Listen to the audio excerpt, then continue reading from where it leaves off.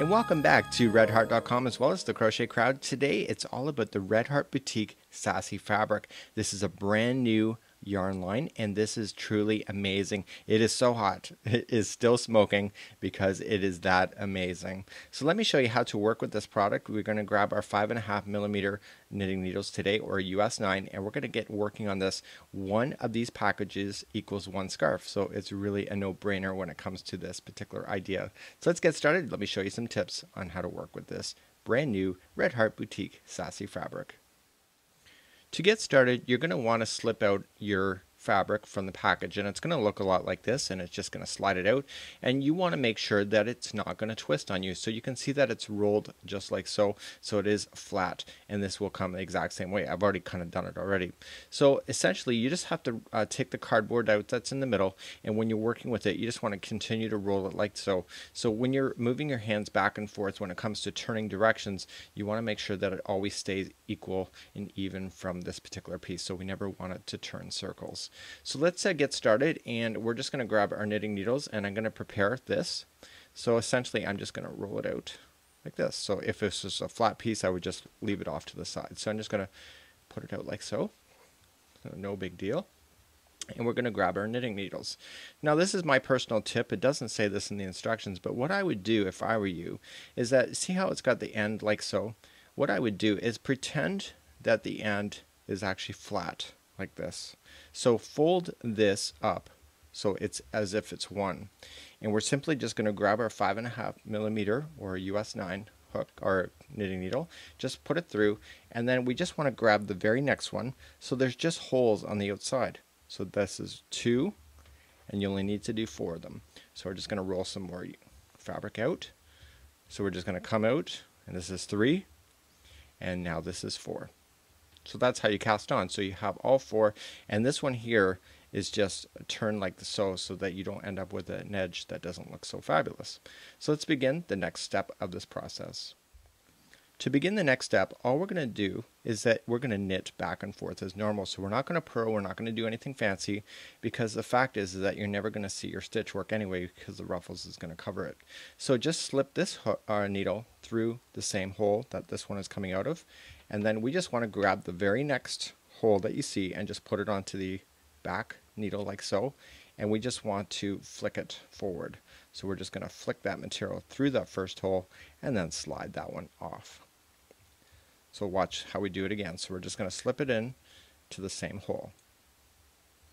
Slip into the same hole. We're going to grab the very next one. So see how this one is the hole? The very next one is over here. And we just want to put it onto the back. And we're just going to use that, and we're going to flick that one forward through the other hole. Okay, so let's do this one. So we just want to get into the same hole, like so. So again, so we're going to use every hole that is on your fabric. So usually with sachet, sometimes you skip over loops and etc. This one we're going to use every one. And now this is your final. This is my personal tip to you.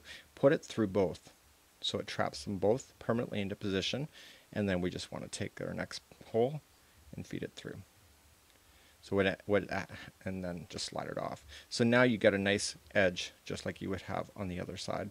So to begin the next one, we're going to turn, and this is where we don't want to make sure that this gets all tangled up. So we're just going to maintain that. It's not very difficult. It's just a matter of getting yourself into a rhythm. You're only going to have 4 of these loops on here. That's all you need. If you go any bigger, you're going to have too much of a short scarf. So simply just going to knit as normal. So we're just going to slip in behind and just going to put the hook or loop on and just flick it forward. So let me show you a close-up view of that. So we're just going to slip in like so, grab the next hole, feed it on, and just kind of pull it through like this and slide up. So the gauge of this material is not judged by the knitting needles like you would typically would see with knitting. The gauge is determined by the size of the holes that's in the fabric. So essentially, as long as your 2 needles can fit through this hole here, you're good to go. So that you can have the wrong size knitting needles as per the pattern, but it will still turn out the same way because the gauge is measured by the hole. So we're going to turn now again, and this is how you do it. So you're going to use up the entire hank that you had, and you're going to leave about a yard left at the end, or maybe about a meter. And then what you want to do is just fasten it off like you normally would, or cast off, I guess you would say, in knitting. And again, this is such a simple and easy process that you really can't go wrong with it. So you can start speeding yourself up. I really kind of like it a lot better than the sachet. You don't really have to open up the fabric. It's already lying open for you. And so it makes it for a very easy project. I was able to do a scarf in like an hour and a half the other night. So I was really excited about that as well. So just want to knit as normal. So to fasten off, let's begin. I'm going to show you how to do that, or cast off, I should say.